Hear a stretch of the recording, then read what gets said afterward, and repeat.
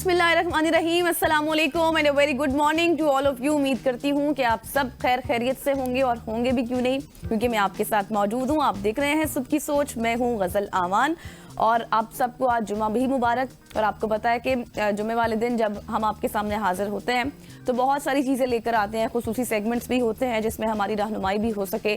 मतलब तमाम तर चीज़ें हम इस 2 घंटे के शो में कवर करने की कोशिश भी करते हैं। और आज जो डे है वो full of energy, positive vibes के साथ शुरू करेंगे। यकीनी तौर पर आपका दिन भी, आपकी सुबह की सोच, आपकी सुबह का आगाज़ भी हो चुका होगा। अगर नहीं हुआ तो कोई बात नहीं, टीवी के सामने बैठ जाएं।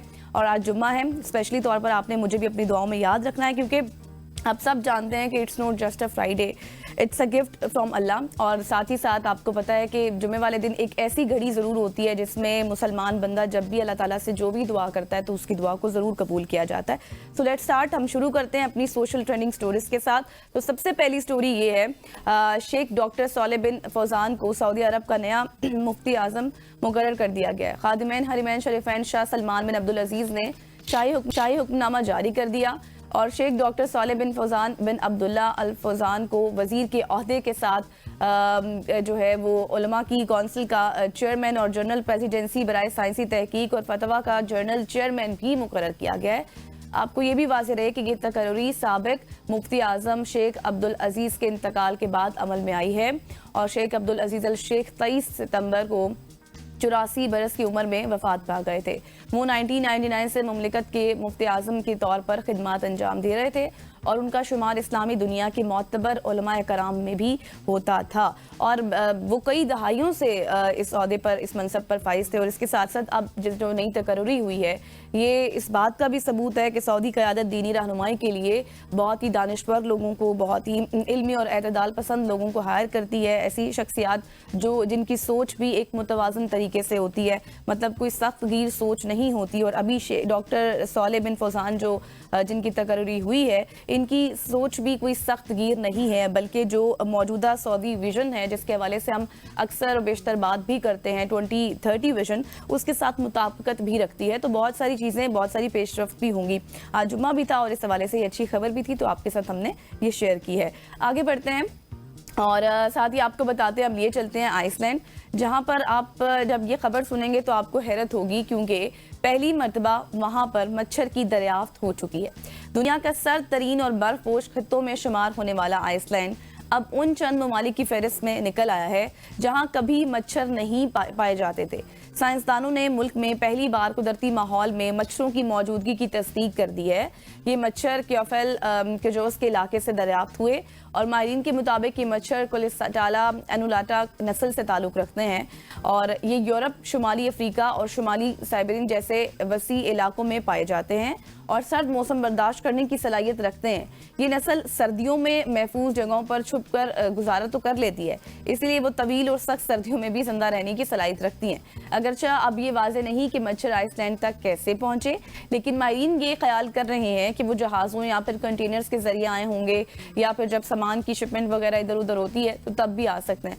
आइंदा बहार में माहौलियाती निगरानी से ये मालूम किया जाएगा कि आया ये नस्ल आइसलैंड की सर्दियों में जिंदा रहने वाली नस्ल है या फिर ये जो दरियाफ्त हुई है अभी मच्छर की, वो कहीं और से आई है। ये दरियाफ्त ऐसे वक्त में हुई है जब मौसमियाती तब्दीली के बायस दुनिया भर में मच्छरों की अफजाइश के इम्कानात भी बढ़े हैं और माहिरीन के मुताबिक दर्जा हरारत में इजाफा, फिर तूफान और फिर सैलाब जैसी सूरत हाल हमने देखी, तो ये भी इस सूरत हाल का बायस बन सकते हैं किसी हद तक। और आपको ये भी याद हो कि रवां साल मई में आइसलैंड में रिकॉर्ड गर्मी भी देखी गई थी, जहां कुछ इलाकों में जो टेम्परेचर था वो मामूल से 18 डिग्री तक गया हुआ था। और साइंसदानों का ये कहना है कि अभी ये कहना भी बहुत काबिल इस वक्त होगा कि मच्छरों की दरियाफ्त बराह रास्त मौसमियाती तब्दीली का नतीजा है या फिर नहीं, क्योंकि अब यहाँ पर मच्छर क्यों नहीं पाए जाते थे। जैसे मैंने स्टोरी के पहले में कहा था कि स्टार्ट में कहा था कि ये सर्द तरीन इलाका है, सर्द तरीन मुल्क है, इसलिए यहाँ पर मच्छरों की अफजाइश उस तरह से नहीं होती है और दर्जा हरारत जिस तरह से मैं बात कर रही थी उसका उतार चढ़ाव भी रहता है। इस वजह से भी मच्छर जो है वहाँ पर उनकी जो उम्र है वो ज़्यादा देर नहीं रह सकते, नहीं पाए जा सकते, इसलिए हमने कभी वहाँ पर मच्छरों के हवाले से बात नहीं सुनी है। लेकिन अब आइसलैंड उन ममालिक में शुमार हो चुका है जहाँ पर पहली मरतबा आप ये कह सकते हैं कि मच्छर की दरियाफ्त भी हो चुकी है। और वही बात है कि अब मच्छर ये किस किस तरह आया, कंटेनर्स के जरिए आया, सामान के जरिए आया, ये अब अगले साल ही पता लगाया जा सकता है। क्योंकि आपको पता है कि वैसे इसकी एक बड़ी वजह क्लाइमेट चेंज भी हो सकती है, क्योंकि क्लाइमेट चेंज जिस तरह से अभी मुतासिर किया है दुनिया भर, क्योंकि एक ग्लोबल इशू है, ये सिर्फ पाकिस्तान का इशू नहीं है, इस वजह से भी एक चीज़ हो सकती है कि शायद सामान की तरसील के हवाले से भी कुछ इस तरह की सिचुएशन बनी हो। लेकिन अब लुबे-लुबाब यही है कि मच्छर वहाँ पे दरियाफ्त हो चुका है। आगे बढ़ते हैं, अब आपको लिए चलती हूँ आइसलैंड से कोरिया, क्योंकि जनूबी कोरिया में खातून ने एक कॉकरोच जो लाल बेग होता है उसको मारने की कोशिश की, और उसको मारने की कोशिश में उसने पूरी इमारत को ही आग लगा दी। गैर मुल्की खबरसां एजेंसी के मुताबिक जनूबी कोरिया ने जो खातून थी जनूबी कोरिया की, उन्होंने अपने घर में लाल बेग मारने के लिए आग फैलाने वाला आला इस्तेमाल किया, जिसकी वजह से इमारत में ही आग लग गई। खातून ने पुलिस को बयान दिया कि वो लाइटर और आग फैलाने वाले आले की मदद से लाल बेग को मारना चाहती थी, लेकिन उसी दौरान घर के दूसरे सामान को भी आग लग गई, और फिर देखते ही देखते ऐसा हुआ कि पूरी इमारत को आग ने अपनी लपेट में ले लिया, और इमारत में आग लगने के बाइस रिहायशी खातून ने खिड़की से छलांग लगा दी, जिसकी वजह से उसकी मौत भी वाक़ई हो गई। जबकि दीगर जान बचाने के दौरान आप ये कहें कि दीगर 8 अफराद भी जख्मी हुए, उनकी जान बचाई जा रही थी, और वैसे अपनी जान बचाने की उसमें भी। लेकिन पुलिस के मुताबिक खातून पर हादसाती तौर पर आग लगाने और उनकी गैर जिम्मेदारी से खातून की हलाकत हुई है, जिस पर मुतअद्दिद दफात आयद हो सकती हैं। पुलिस ने खातून की गिरफ्तारी के लिए वारंट लेने की दरख्वास्त भी कर दी है। लेकिन अब अमूमन क्या होता है, एक कॉकरोच ही था, आप उसको किसी भी चीज़ से मार सकते थे। इस तरह के आपने आले इस्तेमाल किए, लाइटर का इस्तेमाल किया, आग वाली चीज़ों का इस्तेमाल किया, जिससे क्या हुआ कि नुकसान आपका अपना ही हुआ। फिर उसके बाद ये भी एक चीज़ देखी गई है कि अक्सर लोग क्या करते हैं कि स्प्रे या फिर जो दवा होती है, जो मारने वाली, ये इंसेक्ट्स को मारने वाली जो चीज़ें होती हैं, जो कोई भी दवाई वगैरह, उसको लगाने के बाद या स्प्रे करने के बाद लोग घरों में आग का भी इस्तेमाल करते हैं। लेकिन मैं आपको बताऊं कि मैंने एक रिसर्च देखी जिसमें ये बाकायदा तौर पर था कि 15 से 20 मिनट का आपने वेट करना है जब भी आप अपने घर में कोई भी स्प्रे करते हैं या फिर कोई भी आप कीड़े मार दवाई का इस्तेमाल करते हैं। उसके बाद 15 से 20 मिनट का आपने वक्फा रखना है, कमरों को आपने हवादार करना है, खिड़कियां दरवाजे आपने खोल देने हैं, और उसके बाद 15 से 20 मिनट के वक्फे के बाद आपने अपने घर में कोई भी आग वगैरह जलानी है, ताकि कोई इस तरह का नुकसान ना हो, क्योंकि ऐसे केमिकल्स उसमें मौजूद होते हैं जो जल्दी से आग को अपनी लपेट में ले लेते हैं। खैर, अफसोसनाक खबर थी, कुछ लोग इसको मजाक के अंदाज में भी ले रहे हैं, लेकिन आप देखें कि उनकी डेथ हो गई है, लोग जख्मी भी हो गए हैं, इमारत को भी आग लग गई है, सिर्फ एक छोटे से लाल बेग को मारने के नतीजे में। आगे बढ़ते हैं और आपको अब बताते हैं, अभी मैं भी ये चाय पी रही हूँ, आप लोग भी पी रहे होंगे, लेकिन आपको ये भी पता होना चाहिए कि इनके नुकसानात क्या हैं और इनके फ़ायदे क्या हैं। वो काम जिससे आप चाय को सेहत के लिए मुफीद बना सकते हैं। चाय को सेहत के लिए मुफीद तस्वुर तो किया जाता है, मगर ये फ़ायदा सिर्फ उस सूरत में मुमकिन है अगर आप इसे गर्म पीना पसंद करें। बाज़ औक़ात क्या होता है, मेरे अपने घर में मेरी मदर भी ऐसे करती हैं कि चाय को बहुत ज़्यादा ठंडा करके पीती हैं। अक्सर मैं भी उनसे पूछती हूँ कि आप इतनी चाय ठंडी करके क्यों पीती हैं? वो कहती हैं कि नहीं, मुझे शुरू से आदत है। तो कुछ लोगों की आदत भी होती है, और ये एक बात है जो नई तिबी तहकीक में सामने आई है कि ब्रिटिश जर्नल ऑफ मेडिसिन में ये शायद तहकीक में बताया गया कि गर्म चाय या कॉफ़ी को पीने से एंजाइटी में कमी आती है, डिप्रेशन कम होता है आपका, जबकि जज्बात को कंट्रोल करने में भी मदद मिलती है। तहकीक के मुताबिक अज्जा से हटकर उन मशरूबात का दर्जा हरारत भी सेहत पर मुस्बत असरात मुरतब करता है, और इस तहकीक में देखा गया था कि ग़िज़ाओं और मशरूबात का दर्जा हरारत किसी तरह दिमागी और जिस्मानी सेहत पर असरअंदाज होता है। इस मकसद के लिए 400 से ज़ायद बालिग अफराद को तहकीक का हिस्सा बनाया गया, और तहकीक में फिर ये चीज़ सामने आई कि जो अफराद ग़िज़ाओं और मशरूबात जैसे चाय या फिर कॉफ़ी को ठंडी शक्ल में इस्तेमाल करना पसंद करते हैं, उनमें एंजाइटी और बेख्वाबी जैसे मसाइल की शरह ज़्यादा हो जाती है, कम होने के बजाय। इसके मुकाबले में गर्म मशरूबात पीने के आदी अफराद में डिप्रेशन की अलामात, बेख्वाबी और निज़ाम हाजमा, जो आपका इम्यून सिस्टम है, उसके मसाइल कम हो जाते हैं। तो क्या तहकीक से बात सामने आई? बात ये सामने आई कि अगर आपने कुछ भी चाय लेनी है, कॉफ़ी लेनी है या फिर कोई भी ऐसे दीगर मशरूबात का इस्तेमाल करना है, तो उनको आपने ठंडा करके नहीं पीना। इससे आपकी डिप्रेशन, आपकी एंजाइटी, आपके जितने भी फीलिंग्स हैं वो कंट्रोल नहीं होती, बल्कि उससे वो मजीद बढ़ जाती हैं, आपकी सेहत के लिए नुकसानदेह हो सकती है। चाय का पीना है, चाय पीनी है, कॉफ़ी पीनी है, उसका मज़ा आपने गर्म में ही है, आपने गर्म करके ही पीनी है, क्योंकि इसी तरह से अच्छा भी लगता है, और एंजाइटी और डिप्रेशन कम होते हैं तो वो गर्म चाय या कॉफ़ी पीने से ही होते हैं। अच्छा जी, आगे बढ़ते हैं, और ये जो खबर है ये इंटरेस्टिंग भी है और आप इसको अफसोसनाक भी कहेंगे, जो मैं अब आपके साथ शेयर करने वाली हूँ, क्योंकि अक्सर आपको पता है कि जो भी आपके बिलव्ड लोग होते हैं उनका नंबर आप किसी भी नाम से कभी सेव कर लेते हैं, कोई भी प्यार मोहब्बत वाले इमोजीज आप लगा देते हैं, लेकिन फ़ोन में बीवी का नंबर मोटी के नाम से महफूज करना शौहर के गले पड़ गया। तुर्किया के शहर औस के एक अदालत ने एक शहरी को इस जुर्म में अपनी बीवी को ज़र तलाफ़ी अदा करने का हुक्म भी दे दिया, क्योंकि उसने अपने फ़ोन में बीवी का नंबर मोटी औरत के नाम से महफूज किया था। औरत नहीं, मतलब सिर्फ मोटी। और रिपोर्ट्स के मुताबिक अदालती कार्रवाई में ये बात सामने आई कि शोहर ने अपनी बीवी का फ़ोन नंबर अपने मोबाइल में ऐसे नाम से महफूज किया था जो बीवी के लिए तौहीन आमेज समझा गया, और फिर अदालत ने उसको जज्बाती तशद्दुद की शक्ल में देखा, क्योंकि एक आप ये कहें कि अज़दवाजी रिश्ता है, इज्जत व एहतराम का रिश्ता होता है और वो बराबर रवैये पर मबनी होना चाहिए। अदालत की जानिब से जिस तरह से कमेंट्स आए और इस किस्म का नाम रखने का अमल उसके खिलाफ समझा जाता है, और ये फैसला तुर्की में एक कानूनी मिसाल बन चुका है। यानी मुस्तकबिल में ऐसे मामलात में इस फैसले को बुनियाद बनाया जा सकता है, और ये फैसला तुर्की की आला अदालत ने दिया है, जिसने निचली अदालत के फैसले को बरकरार भी रखा है। तो बताने का मकसद ये है कि किसी भी शख्स को नीचा दिखाना या फिर उसकी इज्जत को मजरू करना थोड़ा सा इफेक्ट करता है। हो सकता है कि उनकी वाइफ बहुत सेंसिटिव हो, लेकिन इस चीज़ का ख्याल उनके शोहर को रखना चाहिए था कि अगर वो इतनी सेंसिटिव हैं तो फिर वो उनका नाम मोटी औरत के नाम से सेव ना करते या फिर मोटी के नाम से सेव ना करते, जो उनको बात बहुत ही नागुज़ीर गुजरी और फिर वो अदालत चली गई, और उसके बाद फिर ये बात आपकी घर की बात बाहर तक भी चली गई, पब्लिक हो गई। तो मजाकिया अंदाज में भी इस तरह की चीज़ें वायरल तो हो जाती हैं, सोशल मीडिया पर भी हम देख रहे होते हैं, लेकिन बताने का मकसद आपको ये है कि हर रिश्ते में कुछ लिमिटेशंस ज़रूर होती हैं, कुछ आपकी हुदूद व क़यूद होती हैं जिसके अंदर रहकर ही आपने कोई चीज़ करनी होती है। और सबक ये है कि रिश्तों में इज्जत और हसासियत को आप सबसे पहले मद्देनज़र रखें, क्योंकि इस तरह के वाक़यात फिर आपके साथ भी हो जाएंगे। आगे बढ़ते हैं और आगे बढ़कर आपको एक और हैरान कुन खबर देते हैं जो इंकशाफ हुआ है।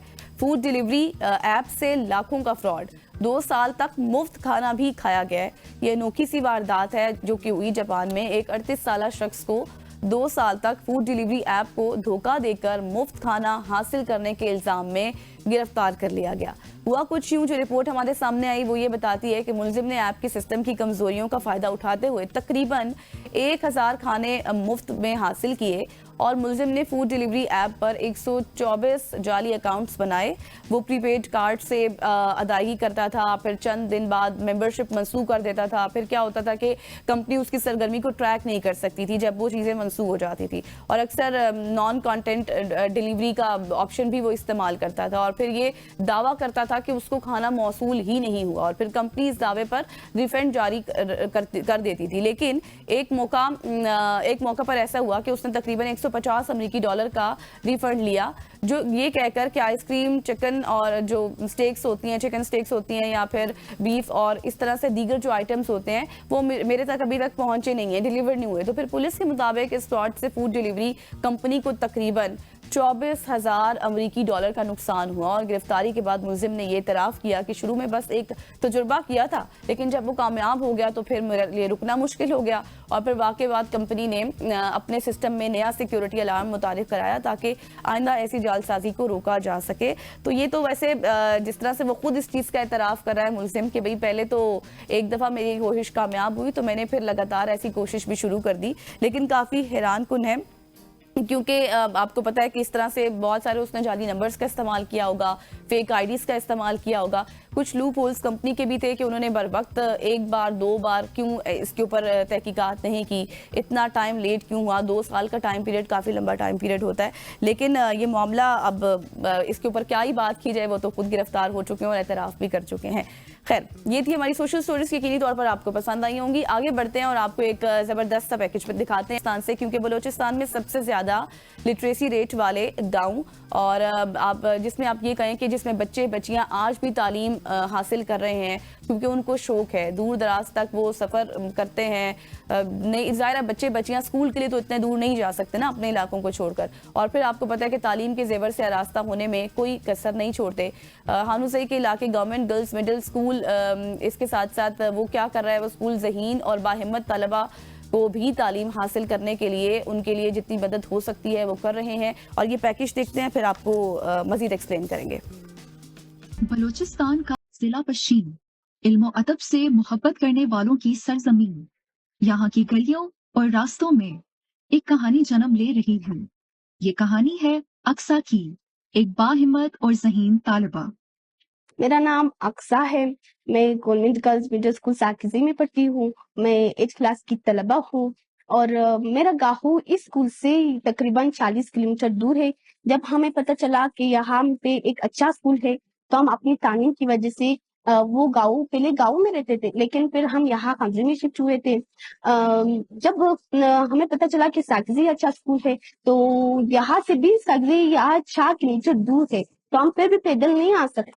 मेरे वालिद सरकारी मुलाजिम यानी लेडीज है, वो अपनी ड्यूटी पे होता है, वो हमें नहीं ले जा सकता, तो पैदल भी हमारी बस्तियां बहुत भारी होती है, हम नहीं जा सकते। तो इसलिए मेरे वालिद ने मेरे लिए साइकिल खरीदा और फिर मैं अपनी बहन भाइयों की बस्तियां उन पे बांध देती हूँ, फिर वो मेरे साथ ऐसा ऐसा पैदल जाते हैं, तो इससे हम जा सकते हैं। क्योंकि बस्तियां बहुत भारी होते हैं, हम नहीं ले सकते और छोटे बहन भाई भी है, तो इसलिए मैं बस्ते बांध देती हूँ। उसको भी नहीं बिछा सकती क्योंकि बस्ते भी बांध देती हूँ, फिर उसको नहीं बिछा सकती, तो मेरे साथ पैदल जाते हैं।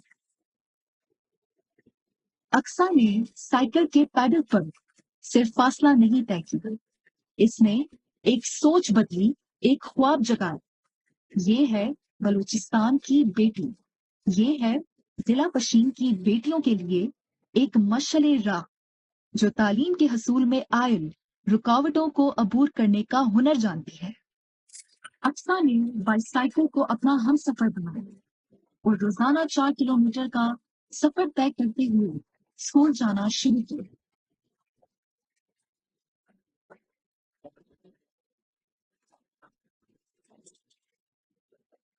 अक्सा एक बाहिम्मत और ज़हीन तालिबा, जिसका ख्वाब था तालीम हासिल करना।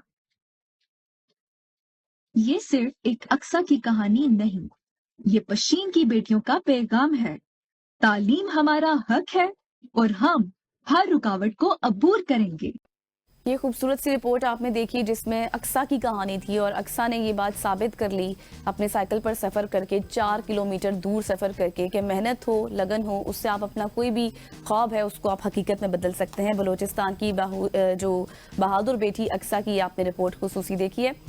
यहाँ पर लेंगे एक छोटी सी ब्रेक और ब्रेक के बाद हम वापस आएंगे। Stay with us.